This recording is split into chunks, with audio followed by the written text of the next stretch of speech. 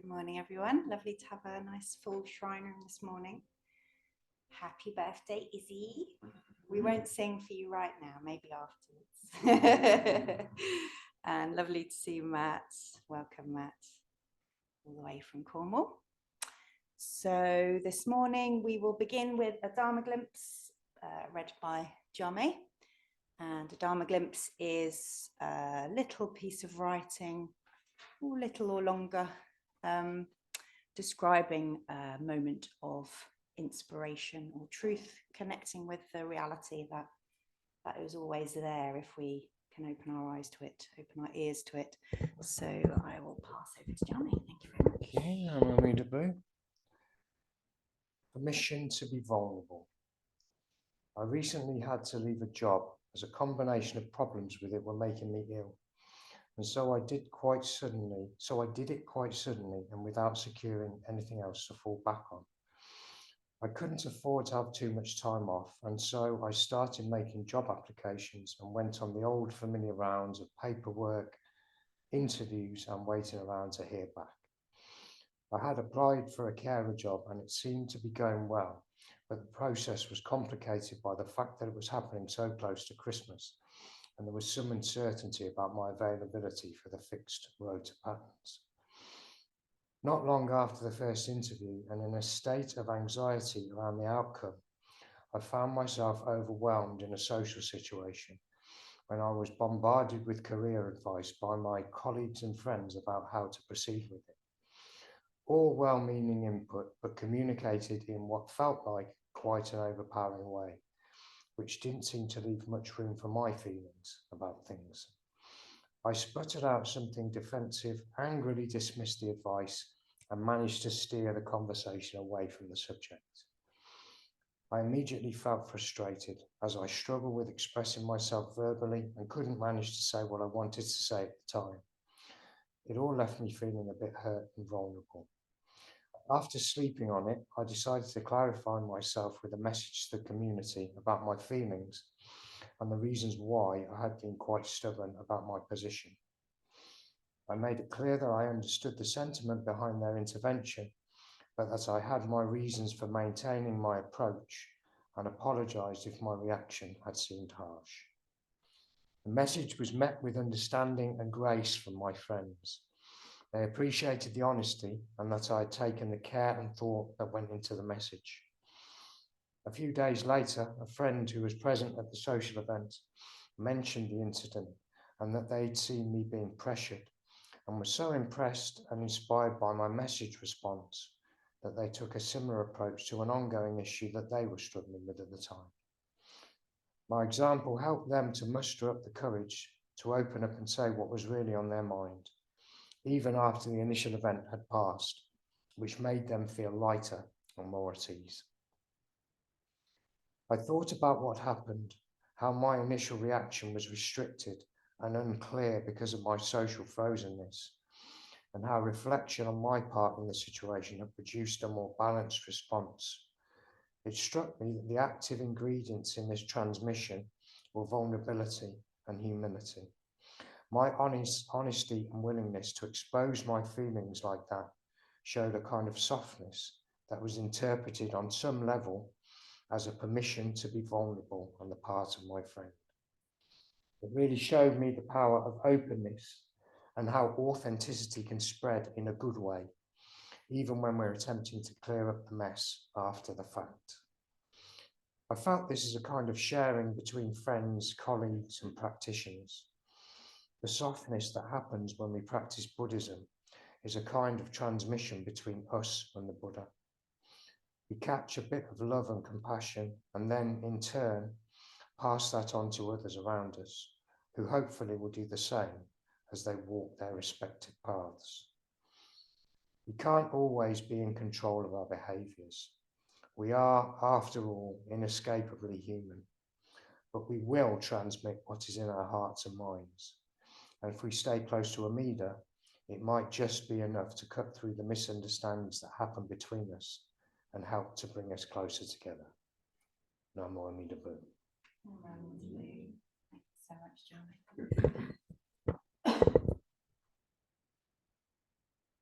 So So we'll share some silence together now, sitting with the Buddha, sitting with the Buddhas, both physical representations of Buddhas, pictures of Buddhas in this space, and something more mysterious, the presence of the Buddhas. In the silence, maybe just allow whoever wants to be with you to be with you. Allow their compassion and wisdom to bathe you. And if you get caught in tangles or discomfort, just hand it over to the Buddhas. And hopefully your system will begin to settle. If it doesn't, that's also fine. It's just settling slower than you hoped it would. And after some time, I'll begin a chant. So do join with me in the chant.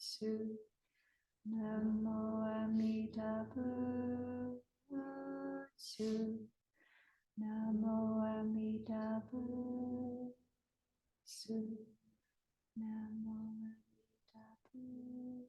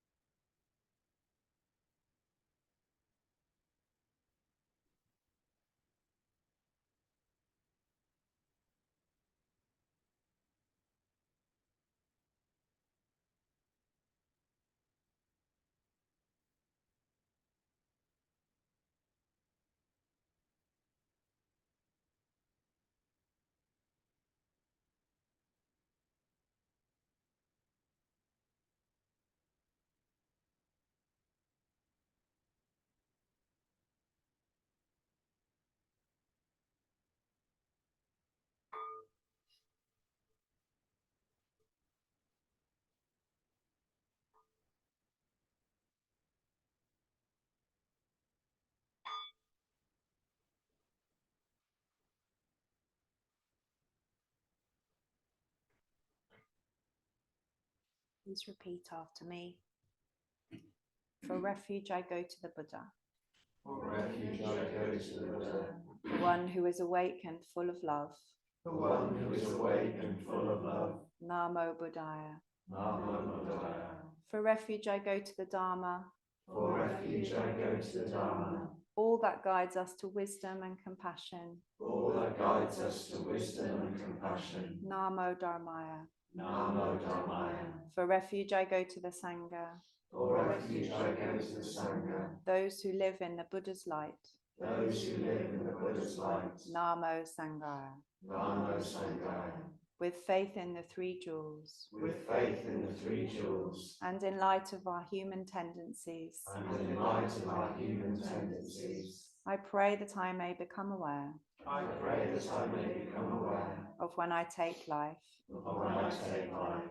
I pray that I may become aware I pray that I may become aware of when I take what is not freely given. of when I take what is not freely given. I pray that I may become aware I pray that I may become aware of when I fall into sexual misconduct. of when I fall into sexual misconduct. I pray that I may become aware I pray that I may become aware of when I fall into wrong speech. of when I fall into wrong speech. I pray that I may become aware I pray that I may become aware of when I become intoxicated. of when I become intoxicated. No blame, No blame, be kind, be kind, love everything. love everything. Innumerable are sentient beings, We vow to save them all. inexhaustible are deluded passions, We vow to transform them all. immeasurable are Dharma teachings, We vow to master them all. infinite is the Buddha's way, We vow to fulfill it completely.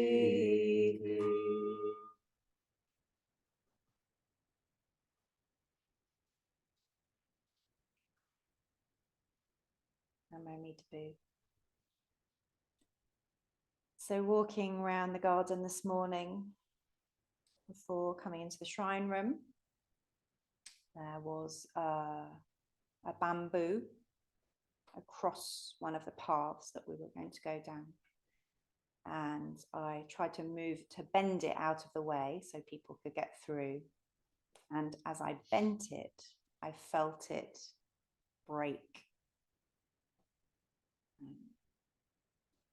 And I'm not sentimental about killing plants.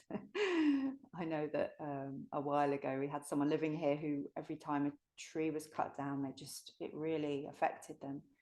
I don't really mind, you know. I mean, obviously, let's keep the trees if we can, but when they need to be cut down, then that's part of life, that they get cut down and we grow new ones. And if we didn't kill things in the temple garden, we wouldn't have a temple garden in 5 years' time. We wouldn't be able to walk round because it would be overgrown. That's the nature of cultivated spaces. So I was quite surprised this morning when I felt the breaking of this bamboo, that I felt a kind of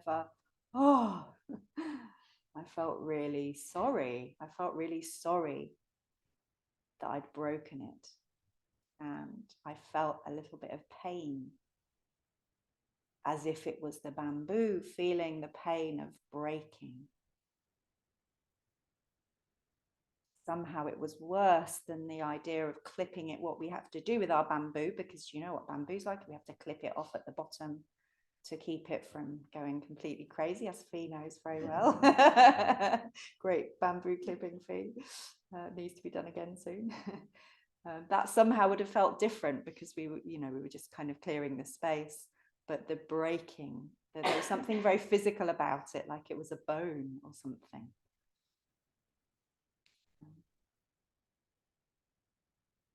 And of course, whenever I walk in the garden, I'm reminded of impermanence. I'm reminded of suffering, of death, and the harm that we cause other living things, the harm that we cause ourselves, the inevitability of that. One of my favorite spiritual books, Testament of Devotion by Thomas Kelly, speaks of what happens to us as we mature in our spiritual practice. And he says that two things happen at the same time. One thing is that we somehow become more expansive and our vision becomes wider. We're aware of the kind of the oneness of everything. We we feel able to interact with other beings with a kind of detachment, not with a kind of non-attachment, not a detachment, that we're not so codependent would be one way of saying it, that we can be alongside suffering more easily, that we're not so affected by the everyday ups and downs because we've got this bigger context to fit everything in. And the other thing that happens at exactly the same time is that we get closer to the ground, we get closer to the reality of the suffering, that we connect in more painfully with loss, with disappointment, with harm, that our hearts become more tender, that our hearts open. And it's a difficult concept to grasp because it feels like they cancel each other out, or it feels like you can only move in one direction or the other. But my experience is that it is both. That we become more affected by the suffering of our fellow beings, the breaking of the bamboo, and that we have this context to set things in, which is a great mystery that we can't imagine. We can't imagine how complex and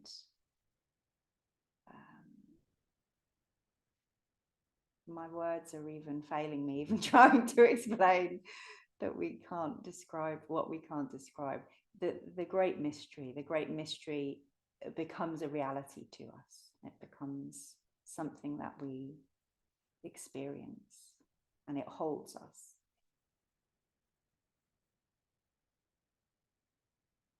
Jamo spoke really beautifully about how when we are able to take a risk of showing that tenderness, then it can connect us with others. There's something about that tenderness that's really necessary in life if we want to be loved, if we want to love, if we want to help others. And we can't get swept under by that because we'd exhaust ourselves. So we're trying, as always, to find the middle way between our hearts breaking every moment of every day with the reality, and a kind of spiritual, bypassy, floaty separation from the world, from matter. And we bob and weave as we always do. It's I don't know anyone that manages to do that. And that maybe as we do more of this, what we're doing this morning, what we're doing today, as we do more of intentionally connecting with great love, maybe there is something that we're not just this. You have to look at me for this, so it's not going to make sense. We're not just this. We kind of become this. We're bigger. We can straddle both worlds at one time. And it's not just 2D or 3D, but it's 12D. Namo Ridzabu.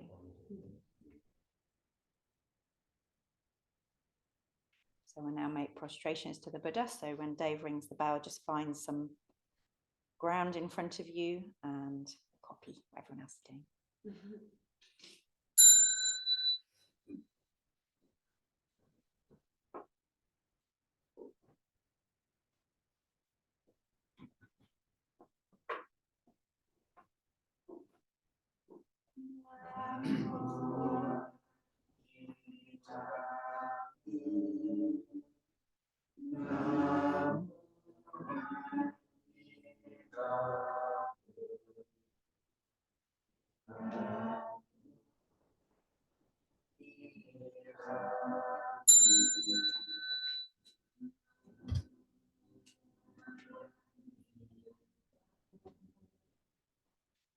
Namo Amida.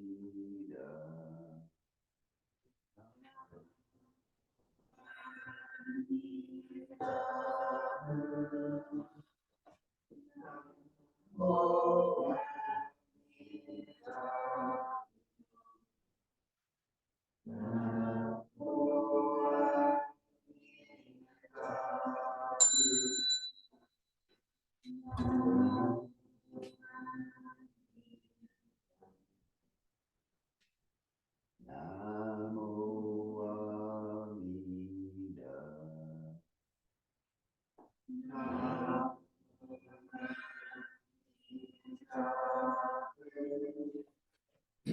Namo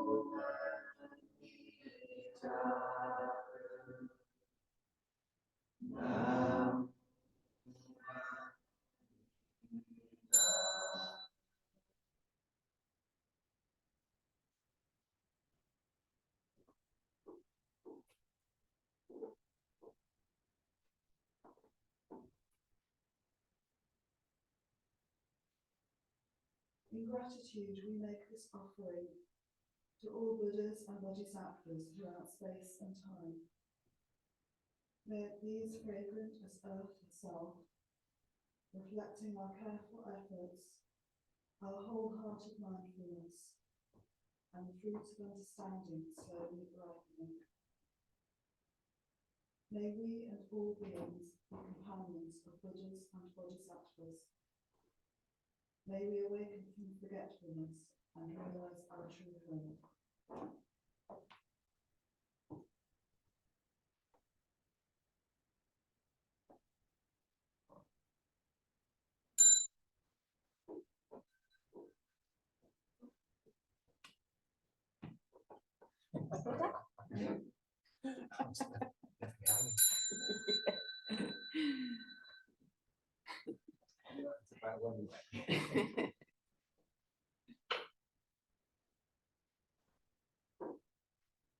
So today we have a retreat day for anyone who'd like to stay or come back. We have a talk from Casper about other power at 11:45. And then I think, I can't remember the times, but Angie after that. 11. Okay, 12. then lunch at 12:30. A walk if the weather is kind enough to us, and maybe we'll go anyway. And then a sharing circle at the end of the day.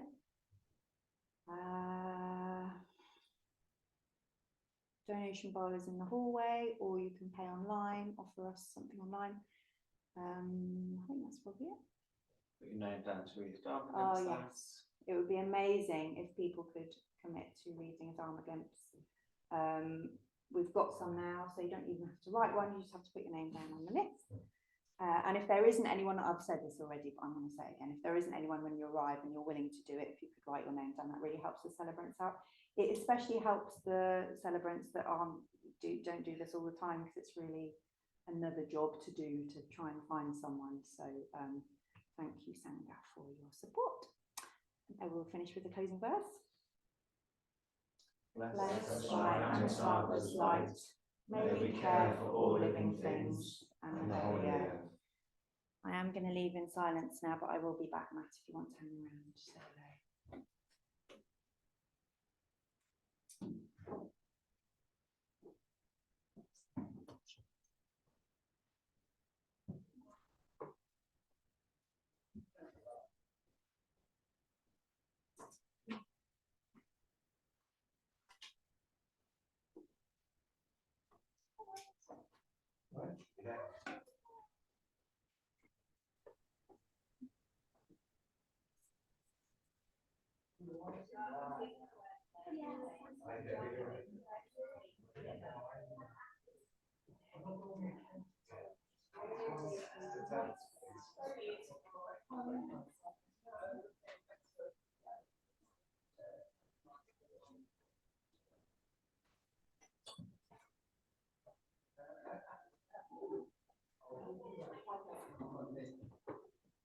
You're Hey, still Satya. here. How you doing? Yeah, I'm really good, thanks. How are you doing? Thanks for that talk. That was great. Oh, let me just stop the recording.